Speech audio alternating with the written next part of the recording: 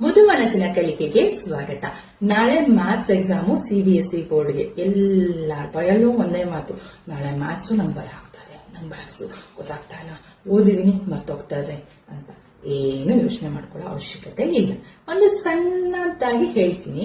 ಒಬ್ಬ ಸೋಲ್ಜರ್ ಏನ್ ಮಾಡ್ತಾನೆ, ಸ್ಕಿಲ್ ಎಲ್ಲ ಕಲ್ತಿರ್ತಾನೆ, ಟ್ರೈನಿಂಗ್ ಎಲ್ಲ ಕಂಪ್ಲೀಟ್ ಆಗಿರುತ್ತೆ, ಅವನ ಹತ್ರ ಗನ್ನು ಇರುತ್ತೆ, ವೆಪನ್ಸ್ ಇರುತ್ತೆ, ಪ್ರತಿಯೊಂದು ಅವನ ಹತ್ರ ಇರುತ್ತೆ. ಅಪೋನೆಂಟ್ ಏನೋ ದಪ್ಪಕ್ಕೆ ಎದ್ರಕ್ಕೆ ಇದಾನೆ ಅಂದ ತಕ್ಷಣ ನೋಡಿದ ತಕ್ಷಣ ಓಡೋಗ್ಬಿಟ್ರೆ ಸೊ ಅದನ್ನ ಅವನು ಸೋಲ್ಜರ್ ಅನ್ಸ್ಕೊಂತಾನ? ಅಲ್ಲ ತಾನೆ. ಹಾಗೆ ಇಷ್ಟು ವರ್ಷ ಇಷ್ಟು ತಿಂಗಳು ನೀವು ಪ್ರಿಪೇರ್ ಆಗಿದ್ದೀರಾ, ಆಯ್ತಾ? ನಿಮ್ಮ ಹತ್ರ ಸ್ಕಿಲ್ ಇದ್ದೇ ಇದೆ. ನೀವು ಭಯ ಪಟ್ಕೊಂಡ್ರೆ ನೀವು ಓದಿರೋದು ಮರ್ತೋಗುತ್ತೆ.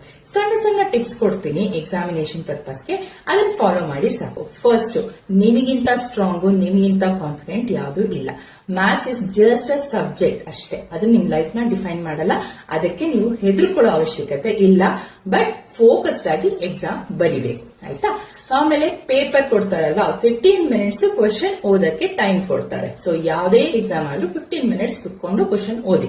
ಅಲ್ಲಿ ಇಲ್ಲಿ ನೋಡ್ಕೊಂಡು, ಫ್ರೆಂಡ್ಸ್ ನೋಡ್ಕೊಂಡು, ಹಾಯ್ ಮಾಡ್ಕೊಂಡು ಟೈಮ್ ವೇಸ್ಟ್ ಮಾಡಕ್ ಹೋಗ್ಬೇಡಿ.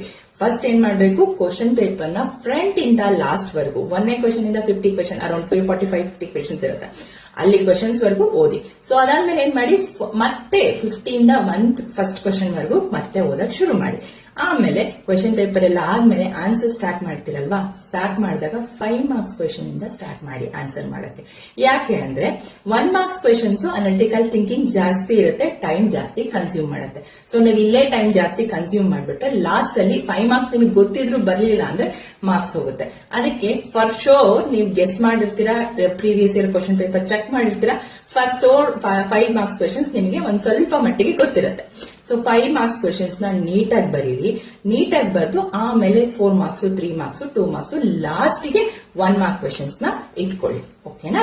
ಆಮೇಲೆ ಇನ್ನೊಂದು, ನೀವ್ ಏನೇ ಆನ್ಸರ್ ಬರೆದ್ರು ಫಸ್ಟ್ ಗಿವನ್ ಬರಿಬೇಕು, ಸೆಕೆಂಡ್ ಫಾರ್ಮುಲಾ ಬರಿಬೇಕು, ಸಬ್ಸ್ಟಿಟ್ಯೂಷನ್ ಮಾಡಬೇಕು, ಲಾಸ್ಟ್ ಕನ್ಕ್ಲೂಷನ್ ಬರಿಬೇಕು. ಕನ್ಕ್ಲೂಷನ್ ಬರೆದ್ಮೇಲೆ ಪೆನ್ಸಿಲ್ ಅಲ್ಲಿ ಡಬಲ್ ಅಂಡರ್ಲೈನ್ ಮಾಡಿ, ಎಲ್ಲಾ ಕನ್ಕ್ಲೂಷನ್ಸ್ಗೂ ಡಬಲ್ ಅಂಡರ್ಲೈನ್ ಮಾಡಬೇಕು.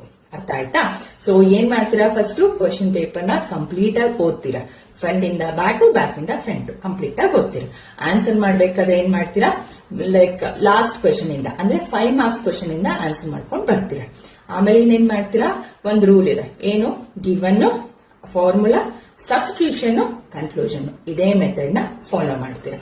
ಕನ್ಕ್ಲೂಷನ್ ಬರೆದಾಗ ಅದಕ್ಕೆ ಡಬಲ್ ಅಂಡರ್ಲೈನ್ ಪೆನ್ಸಿಲ್ ಅಲ್ಲಿ ಮಾಡ್ತೀರಾ. ಇಷ್ಟು 4 ರೂಲ್ಸ್ ನ ನೀವು ಕಂಪಲ್ಸರಿ ಫಾಲೋ ಮಾಡಬೇಕು.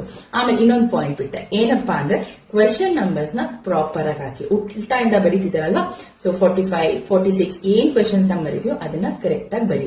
ಉಲ್ಟಾ ಸೀರೀಸ್ ಕೂಡ ಪ್ರಾಪರ್ ಆಗೇ ಇರಬೇಕು. 43 ಬರೆಯೋದು, 50 ಬರೆಯೋದು ಆತರ ಮಾಡ್ಕೋಬೇಡಿ. ಸೊ ಕಡಿಮೆ ಮಾಡ್ಕೊಂಡ್ ಬನ್ನಿ. ಅರ್ಥ ಆಯ್ತಾ? ಸೊ ಈ ತರ ಮಾಡ್ಕೊಂಡ್ ಬಂದ್ರೆ ಎಕ್ಸಾಮ್ ನ ಈಸಿಯಾಗಿ ಕ್ರ್ಯಾಕ್ ಮಾಡಬಹುದು. ಸೊ ಭಯ ಬೇಡ, maths is just A subject, just A logic. All the best for all the students. Thank you.